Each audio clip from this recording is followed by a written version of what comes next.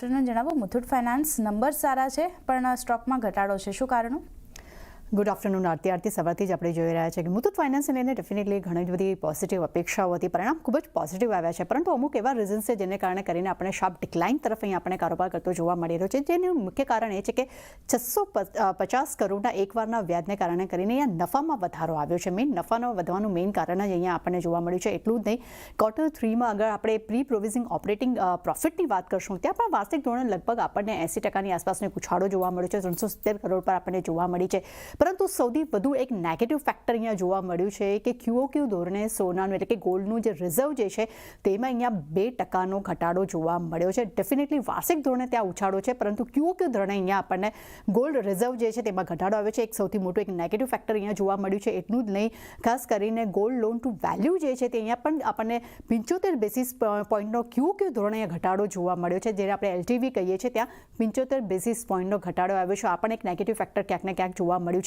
સાથે મેનેજમેન્ટની કમેન્ટ્રી આવી જે ખૂબ જ ઇમ્પોર્ટન્ટ હતી. મેનેજમેન્ટે એવું કહ્યું છે કે ગોલ્ડ લોનમાં જે ખાસ કરીને જે ગોલ્ડ લોનનો જે ગ્રોથ આવ્યો છે તે સોનામાં જે મોંઘવારી આવી છે તેને કારણે નહીં, પરંતુ લોકોની જે લિક્વિડિટી જે છે તેને કારણે કરીને અહીંયા ગોલ્ડ લોન અહીંયા વધતી જોવા મળી છે.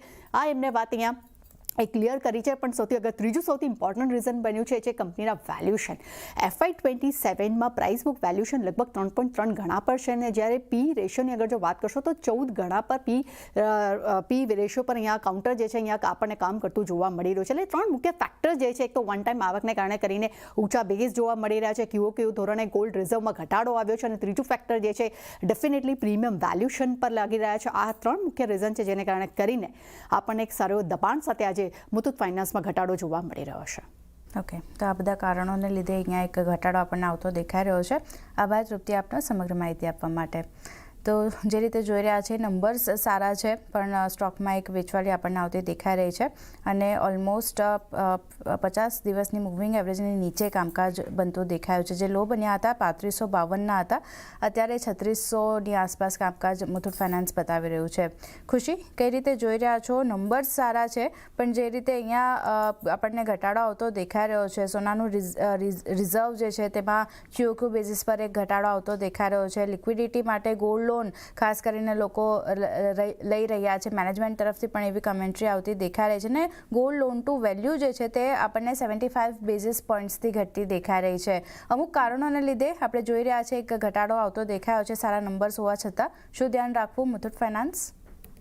સો અગર આપણે મુથુટ ફાઇનાન્સની હમણાં હાલમાં વાત કરશું, જ્યારે ગોલ્ડના પ્રાઇસીસ આપણને સ્કાય રોકેટેડ લેવલ્સ પર આપણે જોવા મળી રહ્યા, ત્યારે આપણને કન્ટિન્યુઅસલી આ કાઉન્ટરના સામેથી આપણને એક સારી પરફોર્મન્સ આપણને જોવા મળી રહ્યું, એક સારી એવી રેલી અને મોમેન્ટમ આપણે ઓલરેડી સ્ટોકના અંદર આપણે જોયું, જ્યારે ગોલ્ડના પ્રાઇસ આપણને હાઈ પર જતા આપણે જોઈ રહ્યા હતા પછી. પણ હવે વખત આપણે જોઈ રહ્યું છે જેવું ગોલ્ડના અંદર આપણને એક વેચવારી જોવા મળી રહી છે, ગોલ્ડના અંદર આપણને અહીંયા સેલ ઓફ જોવા મળી રહ્યું છે, એવું જ એક રબ ઓફ ઇફેક્ટ આપણને કાઉન્ટરના ઉપર પણ બધા જ ગોલ્ડ ફાઇનાન્સર કંપનીઝના ઉપર એકચ્યુઅલી આપણે જોઈ રહ્યા છે. ઓવર આખા સેક્ટરમાં આજે આપણે સેલ ઓફ જોઈ રહ્યા છે, કેમ કે જ્યારે ગોલ્ડ એ લોકોનું જે અંડરલાઇન્ડ જે સેટ હોય છે, જ્યારે એમાં કોઈ વોલાટિલિટી વાળા સેશન્સ હોતા હોય છે, ડિક્લાઇનના કાં તો ઇન્ક્રીઝના, ત્યારે આપણને સેમ રબ ઓફ ઇફેક્ટ આ બધા સ્ટોક્સના ઉપર પણ જોવા મળે છે. અને આપણે જોશું સો ઓલરેડી આપણને પાસ્ટમાં એક સારી એવી રેલી આ બધા સ્ટોક્સના તરફથી મળી ગઈ હતી, પણ Q3ના જે નંબર્સ આવ્યા છે, અગર મુથુટ ફાઇનાન્સની આપણે હમણાં હાલમાં વાત કરીશું તો એ ઘણા સારા લેવલ્સ પર આવ્યા છે, અને પ્રોફિટેબિલિટી પણ કંપનીની ઘણી સારી રિપોર્ટ કરી છે. પણ અગર આપણે શું કંપનીના જે ગોલ્ડના રિઝર્વ્સ છે એમાં આપણને 2% જેટલો આપણને ઘટાડો આપણે જોવા મળ્યો છે, અને જે ગોલ્ડના પ્રાઇસીસ હમણાં ઘટ્યા છે એનો પણ આપણને એક ઇમ્પેક્ટ આપણે સ્ટોકના ઉપર જોઈ રહ્યા છે હાલના અંદર.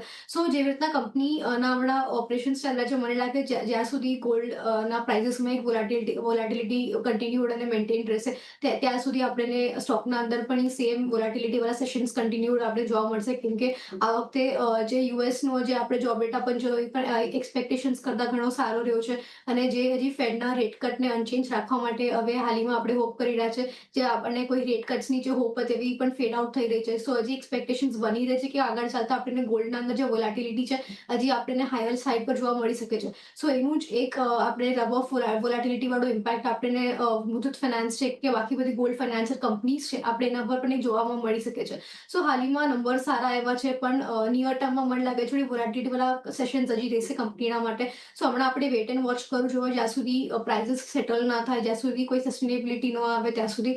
અને લોંગ ટર્મ માટે અગર આપણે લોંગ ટર્મ માટે હજી પણ કાઉન્ટર ઘણું સારું છે, પણ શોર્ટ ટર્મના અંદર મને થોડું વેટ એન્ડ વોચ લાગી રહ્યું છે આના અંદર હાલ માટે. Okay, short